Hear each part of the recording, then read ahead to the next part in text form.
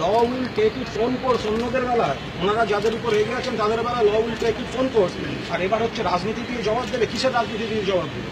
কেন রাজনীতি দিয়ে জবাব দেবে? সিবিআই মামলা করেছেন, তোমরা কোর্টে বোঝো, আইনের পথে চলবে। আমি লড়ছি না, আমি কি বিপদমুক্ত? আমি বিপদমুক্ত নই। অভিযোগ আছে, আমি লড়াই করার চেষ্টা করছি।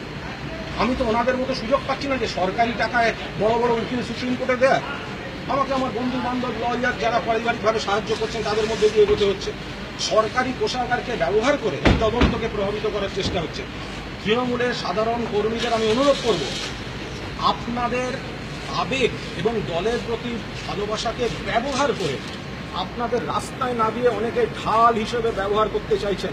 যারা তৃণমূল কর্মী তারা নেতাদের এই প্ররোচনায় পা দেবেন না। সিবিআইকে সিবিআইয়ের মতো তদন্ত করতে দিন। যারা অভিযুক্ত, আরে মশাই টাকা নিয়েছে একটা লোক দেখা যাচ্ছে, তার হয়ে আপনি কেন রাস্তায় নামবেন? একজন লোক বাড়িতে গেঞ্জি পরে বসে বলছে এত অল্প টাকায় আমি হাত লাগাই না, ওসব আমার ছেলেদের দিয়ে যান। তো তৃণমূল কর্মীরা কেন সেখানে হাত লাগাতে যাবে? একজন বলছে আমি ডলারেই নিই। তৃণমূল কর্মীরা অনেক যারা গ্রামের ছেলে তারা ডলারটা দেখেছেন, সুতরাং তারা কেন তাদের জন্য রাস্তায় নামতে যাবেন? কিছু দুর্নীতিগ্রস্ত লোক, মিথ্যাবাদী, নির্লজ্জ, বেহায়া, সুবিধাবাদী, এরা তৃণমূল কর্মীদের আবেগকে ব্যবহার করে নিজেদের ঢাল হিসেবে ব্যবহার করতে চাইছে, জনজীবনকে ডিস্টার্ব করতে চাইছে।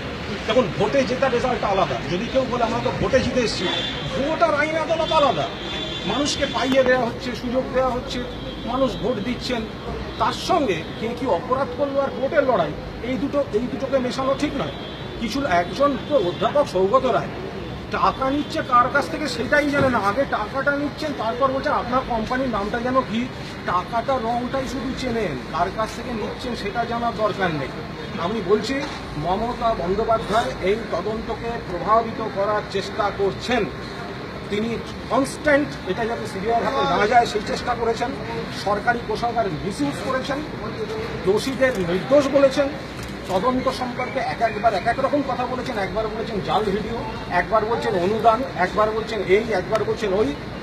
যেভাবে মমতা বন্দ্যোপাধ্যায় এই তদন্তকে প্রভাবিত করার চেষ্টা করছেন, ফলে যদি সিরিয়াস তদন্তের প্রশ্ন ওঠে তাহলে উনি যদি এটা কন্টিনিউ করেন তাহলে সিবিআই উচিত আগে ওনাকে অ্যারেস্ট করে ভেতরে রেখে তারপর বাকিদের এগেন্স্ট করবে।